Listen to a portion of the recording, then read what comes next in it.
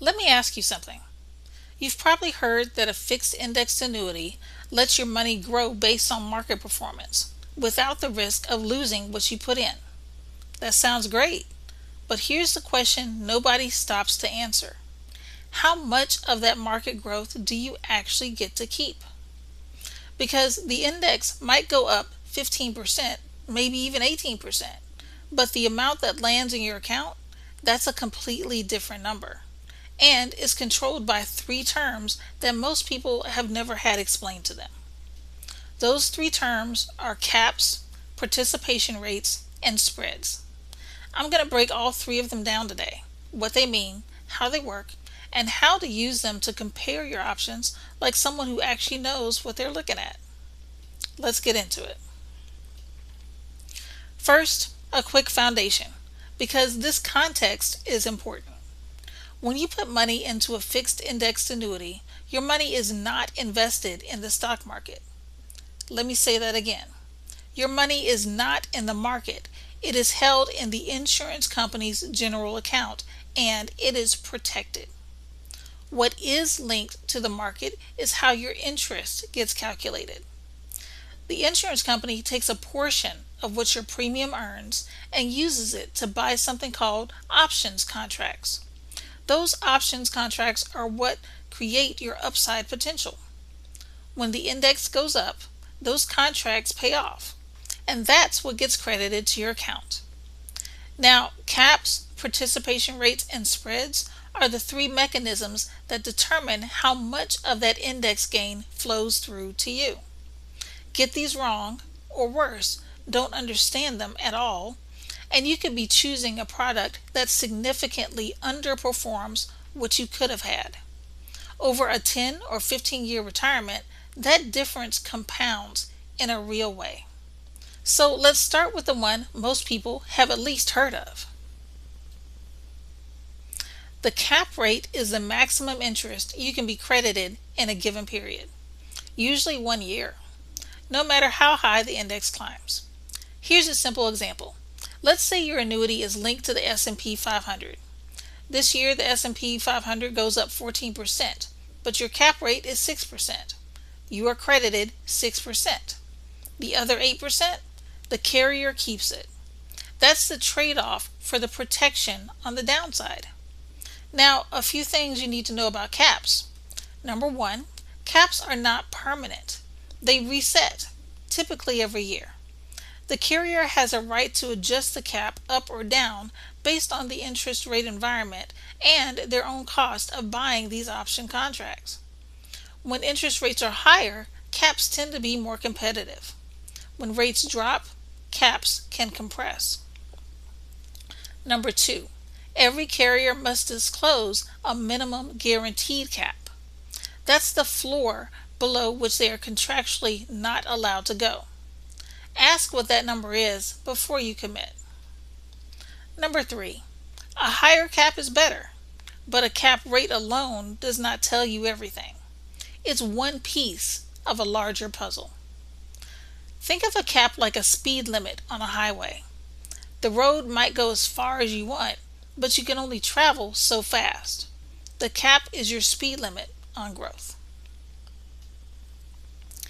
Now, let's talk about participation rates, because this one works differently.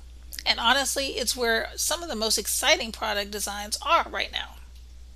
A participation rate tells you what percentage of the index gain is used to calculate your interest credit. Here's an example. The index goes up 10%. Your participation rate is 60%.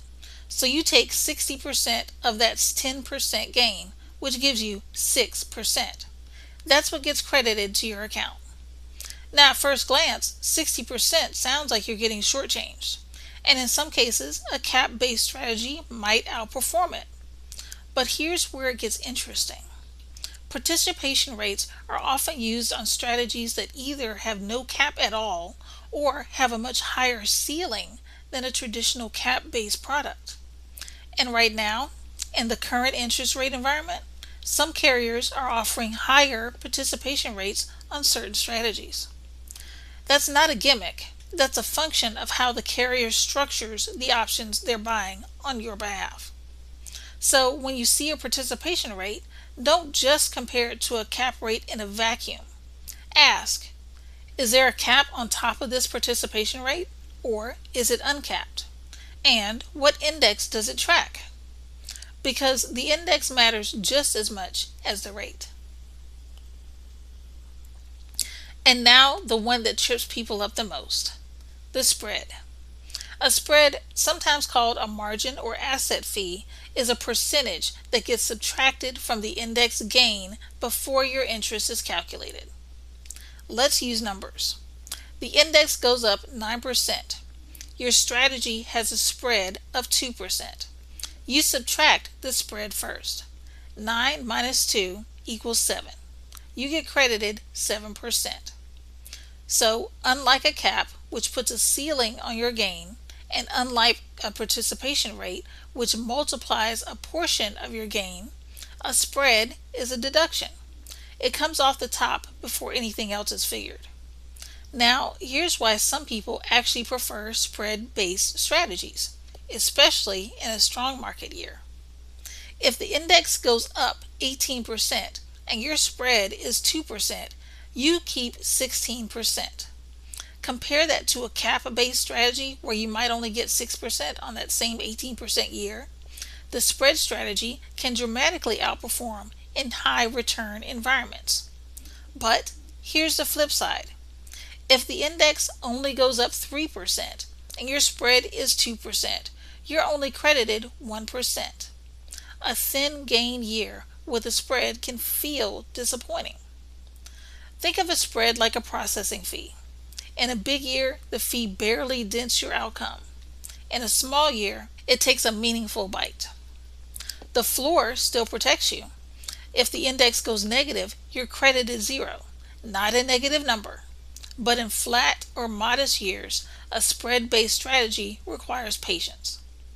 The bottom line, spread strategies can be powerful tools in the right rate environment and with the right time horizon. They deserve a seat at the table in any serious strategy comparison. Okay, now that you understand all three, let's talk about how to actually use this knowledge when you're comparing products. Here's something a lot of people don't realize. The same insurance company will offer you multiple index strategies inside the same annuity contract. You might have 3 or 4 choices: a cap-based strategy, a participation rate strategy, a spread-based strategy, or even a combination of more than one. And you can sometimes split your premiums across more than one strategy. That's worth knowing. So, what should you be asking when you're comparing options? First, what is the current declared rate, and what is the contractual minimum going forward? That gap tells you how much room the carrier has to move things on you. Second, what index does this strategy track? The S&P 500 is the most recognizable, but many products today use volatility controlled indexes or blended indexes.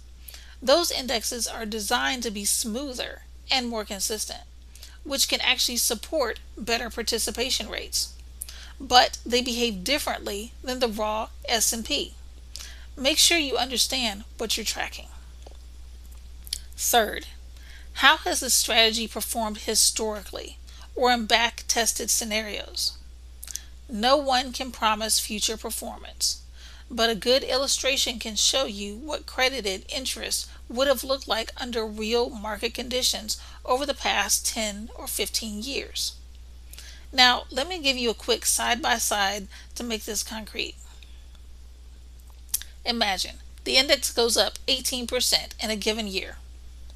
With a cap strategy at 6%, you're credited 6%. With a participation rate strategy at 80% and no cap, you're credited 14.4%. With a spread strategy at 2% and no cap, you're credited 16%. Now imagine a modest year. The index goes up 5%. With the same cap strategy at 6%, you're credited 5%, the full gain because it's under the cap. With the participation rate at 80%, you're credited 4%. With the spread at 2%, you're credited 3%. See how the comparison shifts depending on what the market does? There's no universally superior strategy. There's only the right strategy for your goals, your timeline, and the current rate environment. That's exactly why this conversation matters. One more thing you need to understand, and this one is important for your long-term confidence in whatever product you choose. These rates are not locked in for life. Caps, participation rates, and spreads are all subject to renewal. Most strategies reset every year, and when they reset, the carrier has the ability to move those numbers within the contractual limits they've already disclosed to you. What drives those changes? The biggest factor is the prevailing interest rate environment. When interest rates are higher, carriers can earn more on their general account, which means they have more money available to buy those option contracts on your behalf, which translates to better caps and participation rates for you. When rates fall, the cost of those options goes up, and the crediting parameters can compress. The carrier's own financial position also plays a role. A financially strong carrier, one with a top AM Best rating, has more flexibility to maintain competitive rates over time because they're managing their general account from a position of strength. This is why I always tell people the product matters, but the carrier matters just as much. A great cap rate on a shaky carrier is not a great deal. A solid cap rate on a carrier with an A+ rating is a foundation you can build a retirement on. Always ask for the AM Best rating. Always ask for the minimum guaranteed crediting parameters. And make sure you're working with someone who can show you multiple carriers, not just one. Let me bring this all together. Caps, participation rates, and spreads are not fine print. They are the engine that drives how your money grows inside a fixed indexed annuity. Understanding the difference between them is the difference between choosing a product and choosing the right product. A cap puts a ceiling on your growth. A participation rate determines what percentage of the gain you receive. A spread deducts a fee before the gain is calculated. Each one has a time and a place. Each one has trade-offs, and none of them should be glossed over. If this video helped you, please get the free booklet called For Those Who Want to Prosper and Thrive in Retirement. Check out the link in the description box to get that information. And if this kind of straightforward, no fluff retirement education is what you've been looking for, hit that subscribe button and stick around. This is Retirement Security Simplified, where we specialize in turning confusion into confidence, one conversation at a time.